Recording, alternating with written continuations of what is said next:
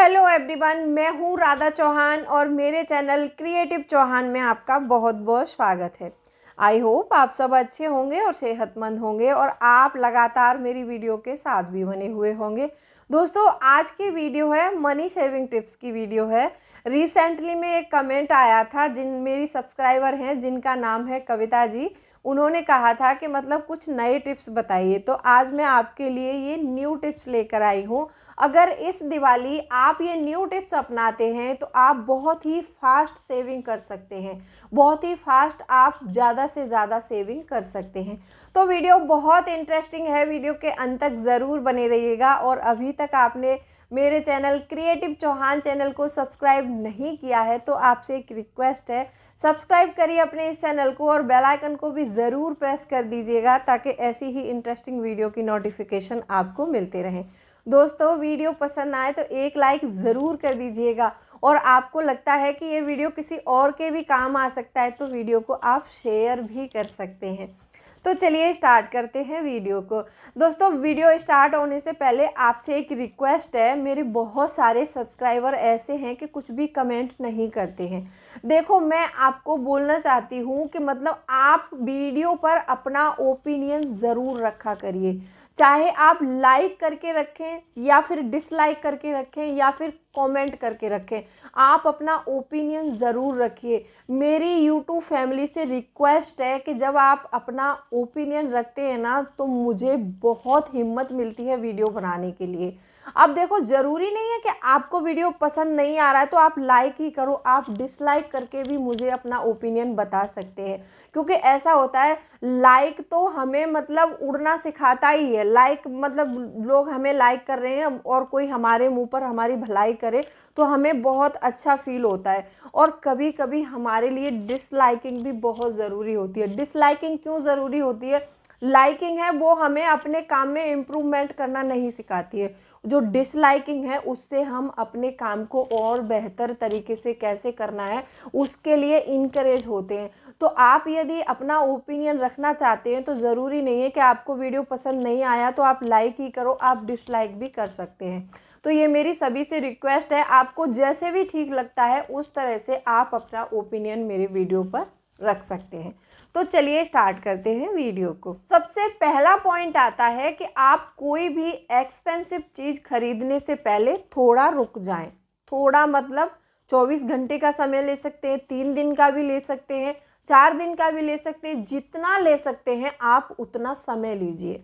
अब यहाँ पर एक एग्जाम्पल से बताती हूँ मैं आपको। मान लो कोई चीज़ आपके लिए ज़रूरी है तो आपके उसके बिना, उस चीज़ के बिना आपके 2 दिन नहीं कटेंगे, वो आपको बाय करनी ही पड़ेगी। वॉन्ट्स ऐसे होते हैं कि वॉन्ट्स पर काबू नहीं किया जा सकता। हमारी ज़रूरत जो होती है उन पर हम काबू कर सकते हैं, लेकिन वॉन्ट्स वाले थॉट्स जब हमारे दिमाग में आते हैं उस पर हम काबू नहीं कर सकते हैं। बहुत सारे लोगों के अंदर ये चीज़ मैंने देखी है। उनको ऐसा लगता है कि मतलब कोई भी चीज़ बाय करनी है, चाहे वो एक्सपेंसिव है या फिर लो बजट है या फिर वो उस चीज़ को अफोर्ड कर पा रहे हैं नहीं कर पा रहे हैं, लेकिन उनके मन में एक क्यूरियोसिटी उठी, मतलब एक चाहत उठती है उस हर चीज़ के प्रति कि नहीं नहीं मुझे ये चीज़ लेनी चाहिए और मुझे बाय करनी चाहिए। वो क्या करते हैं, तुरंत मार्केट जाके वो बाय कर लेते हैं, उस चीज़ के लिए सोचते समझते नहीं है। तो ये तो होती है एक खरीदारी, मतलब जिसमें हम दिमाग ही नहीं लगा रहे कि हमारा पैसा कितना जा रहा है और ये खर्च हमारे लिए ज़रूरी है भी कि नहीं। अब इस चीज़ को आप कैसे आइडेंटिफाई कर सकते हैं? मैंने बताया आपको कि आप 3 दिन रुकें, 6 दिन रुकें, 4 दिन रुकें। यदि वो चीज़ आपके लिए ज़रूरी है, आपको लगता है कि मेरा काम नहीं चलेगा, तो आपको वो 2 दिन में खरीदनी ही पड़ेगी। और आपके लिए ज़रूरी नहीं है तो आप अपने आप से सवाल खुद करोगे 2-3 दिन में, क्या ये मुझे खरीदनी चाहिए? अगर आपके अंदर से जवाब ना में आता है तो आप उसको बिल्कुल बाय नहीं करिएगा। ऐसा होता है कि जब महंगी और एक्सपेंसिव चीज़ें हम बाय कर लेते हैं ना बिना सोचे समझे, तो हमारे मंथ का बजट बिगड़ जाता है। सेविंग तो आप छोड़ दो, जो हमारे ज़रूरी एक्सपेंस हैं, हमारे बच्चों की फ़ीस है, घर का रेंट है, घर की ग्रोसरी है, त्योहारों के खर्चे हैं, इन सारी चीज़ों को तो आप छोड़ ही दो, आपके पास और उल्टा कर्ज लेने की नौबत आ जाती है। तो जब भी आप कोई मतलब चीज़ बाय कर रहे हैं, एक्सपेंसिव चीज़ है, तो उस चीज़ के लिए आप थोड़ा रुक जाइए, और वो खास करके आपके वांट्स से रिलेटेड है तो आपको कम से कम 15 दिन ज़रूर पोस्टपोन करनी चाहिए। अगर आप ऐसा कर लेते हैं, अपने मन पर कंट्रोल कर लेते हैं, सोच समझ के पैसे खर्च करने की आदत बना लेते हैं, तो आपके पैसे ज़रूर सेव होंगे और आप बहुत जल्दी सेविंग करना सीख सकते हैं। अच्छा, दूसरा पॉइंट आता है कि कोई भी एक्सपेंसिव चीज़ खरीदने से पहले आप उस चीज़ को कैश के साथ में कंपेयर ज़रूर करो। ऐसा होता है कभी कभी, जैसे आपने देखा होगा कि हम किसी कहीं पर भी नौकरी करते हैं पैसे कमाने के लिए, हम कहीं पर भी बैंक में जॉब कर रहा है, कोई कहीं जॉब कर रहा है, कोई प्राइवेट जॉब कर रहा है। जब आप अपने मतलब बैंक में या फिर कहीं पर भी जॉब करते हैं, आपसे बोला जाए कि आप यहाँ पर 10 महीने काम करो, 10 महीने के बाद आपको 1 लाख रुपए पेमेंट मिलेगी क्या, और 1 लाख रुपए पेमेंट मिलनी है, ये हमको पता है कि हमें 10 महीने बाद 1 लाख रुपए की पेमेंट मिलेगी। अब वहीं पर आपके लिए एक दूसरा ऑप्शन भी चुना जाए कि या तो आप 1 लाख रुपए का फ़ोन ले लो, या फिर इसके फ़ोन के बदले में आप कैश ले सकते हैं 1 लाख रुपए। तो आप वहाँ पर क्या चूज़ करेंगे? ऑब्वियसली आप वहाँ पर अगर अपने आप को लेके मतलब बहुत ज़्यादा कॉन्फिडेंट हैं कि मतलब मैंने शेविंग भी कर ली है, मेरे एक्सपेंस मतलब मंथली एक्सपेंस मेरे जो इंटरेस्ट आ रहा है, आपने पैसे इन्वेस्ट भी कर लिए हैं और आपने बहुत सारे काम कर लिए हैं, आप मंथ के खर्चे के लिए किसी पर निर्भर नहीं है, तो आप फ़ोन का चुनाव कर सकते हैं ऐसे टाइम में।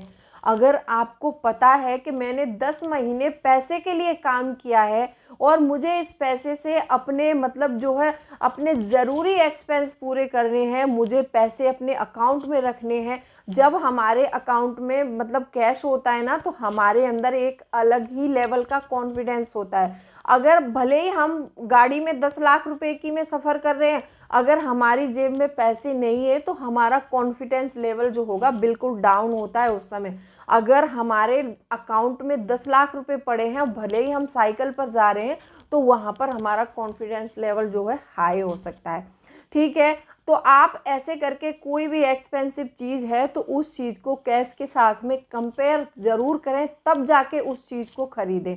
अब जैसा मैंने बताया कि आपको फ़ोन का ऑप्शन दिया जाएगा और आपके दिमाग में चल रहा है कि मतलब मुझे अपने एक्सपेंस पूरे करने हैं, मुझे अपने बच्चों की फ़ीस भी भरनी है, मुझे अपने घर का रेंट देना है, या फिर मुझे आगे जाके होम खरीदना है। अगर आपका माइंड इस चीज़ से क्लियर है तो आप वो फ़ोन कभी नहीं चुनोगे, क्योंकि वो जो 1 लाख रुपए है आपकी 1 साल की कमाई है।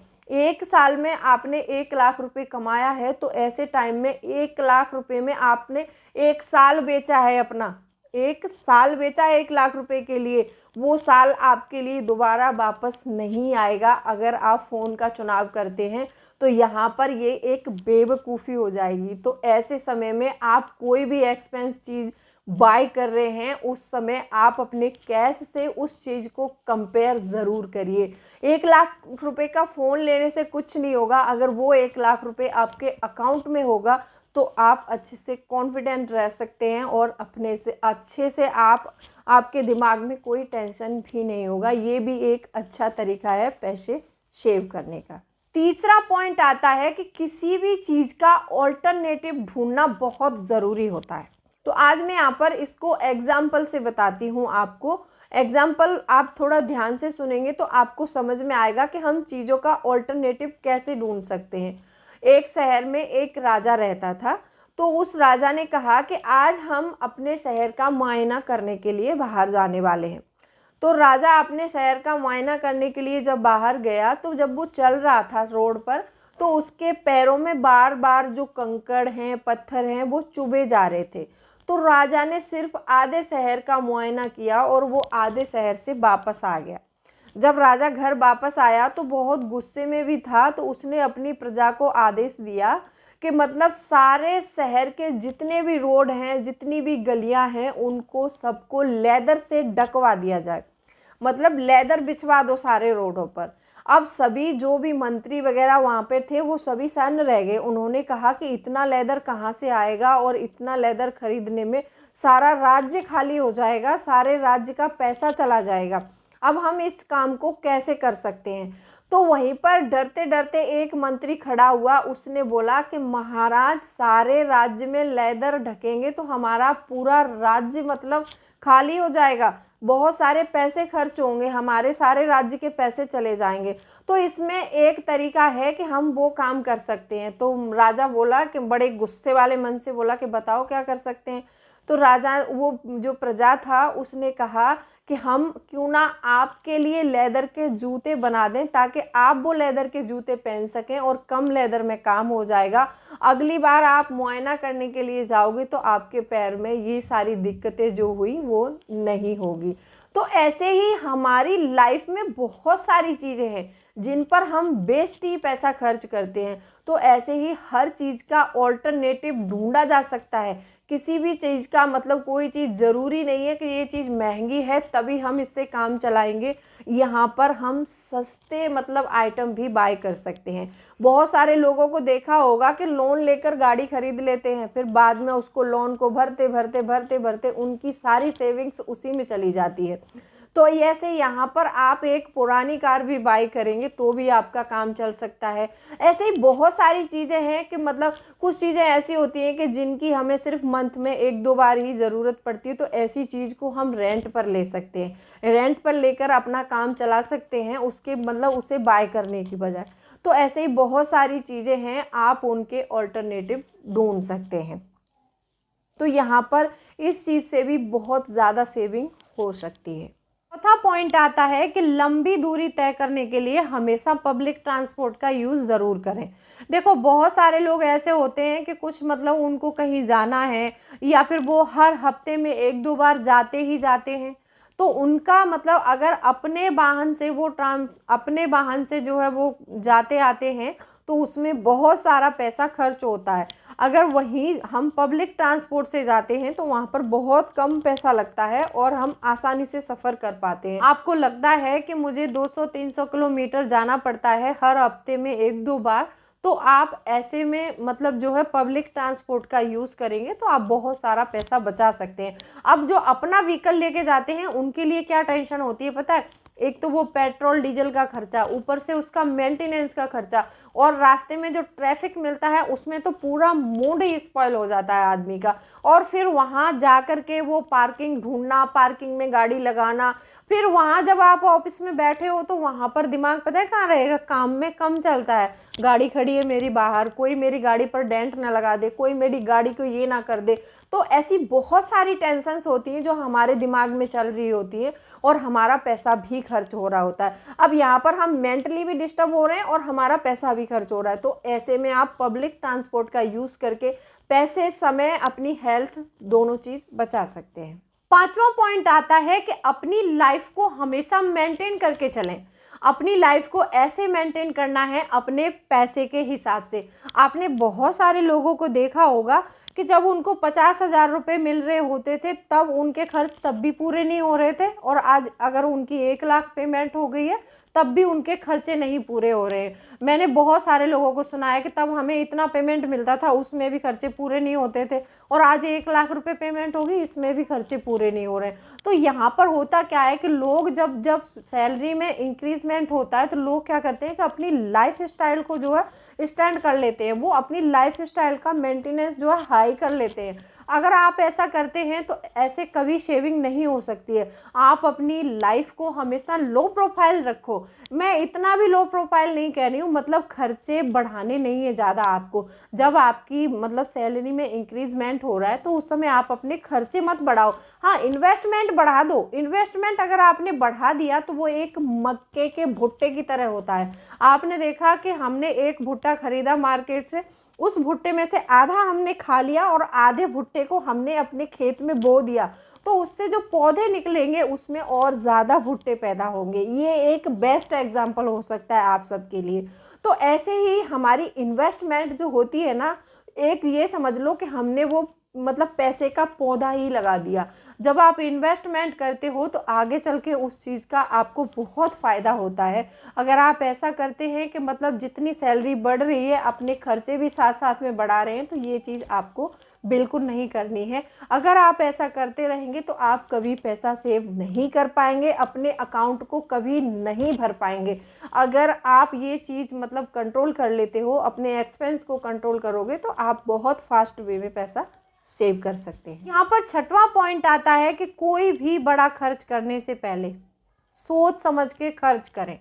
कोई भी बड़ा खर्च, मतलब कोई भी बड़ा खर्च, वो खर्च चाहे आपके होम से रिलेटेड हो, चाहे आपकी शादी से रिलेटेड हो, चाहे आपकी बर्थडे पार्टी से रिलेटेड हो, जब भी आप बड़ा खर्च कर रहे हैं तो उसके लिए आपको सोचना समझना बहुत ज़रूरी होता है।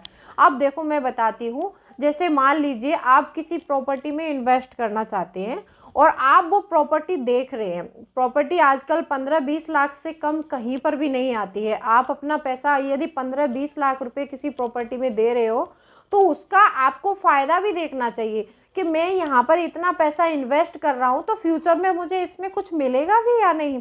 अगर आप ऐसा सोच समझकर पैसा इन्वेस्ट करेंगे तो आपका पैसा कभी भी डूबेगा नहीं, ठीक है। अब जैसे आपने प्रॉपर्टी देखी, प्रॉपर्टी मेन रोड के सहारे है, कहीं मतलब मेरी प्रॉपर्टी जहाँ पर मैं ले रहा हूँ अगर रोड के किनारे प्रॉपर्टी है तो वहाँ पर आपको बहुत ज़्यादा फ़ायदा होने वाला है उस प्रॉपर्टी में। मैंने कोई प्रॉपर्टी खरीदी है, वो ऐसी जगह खरीद ली है कि वहाँ पर कोई जाना तय नहीं है, वहाँ पर गाड़ी नहीं जा सकती, तो कोई क्या करेगा उस प्रॉपर्टी का लेकर के। या फिर ऐसे ही खरीद ली मैंने कि किसी ने मेरे साथ फ्रॉड कर दिया, मैंने उसके कागज़ चेक ही नहीं किए थे, बिना चेक किए हमने उसकी रजिस्ट्री करा ली, बाद में पता चल रहा है कि उस पर तो लोन चल रहा है उस प्रॉपर्टी पे, अब हम उसका क्या करेंगे। फिर हमें पता चल रहा है कि वो तो किसी तीसरे के नाम है, दूसरे ने बेच दी है। जब भी कभी भी आप किसी भी बड़ी चीज़ में इन्वेस्टमेंट कर रहे हो तो आप हमेशा उस चीज़ को चेकआउट करो, उसके प्रॉपर कागज़ देखो कि ये प्रॉपर्टी किसी और के नाम तो नहीं है, कोई और तो नहीं इसको सेल कर रहा है, कोई भी झंझट तो नहीं है इसमें। आप वहाँ पर तहसील में जाके सारा सब कुछ देख सकते हैं। तो जब भी कोई भी बड़ी चीज़ कर रहे हैं आप उस चीज़ को करने से पहले हमेशा सोच समझ कर करो। मैं हर वीडियो में बताती हूँ आपको कि जब भी पैसा निवेश करो। रिसेंटली में एक कमेंट आया था कि मतलब सहारा बैंक सबका पैसा लेकर भाग गया।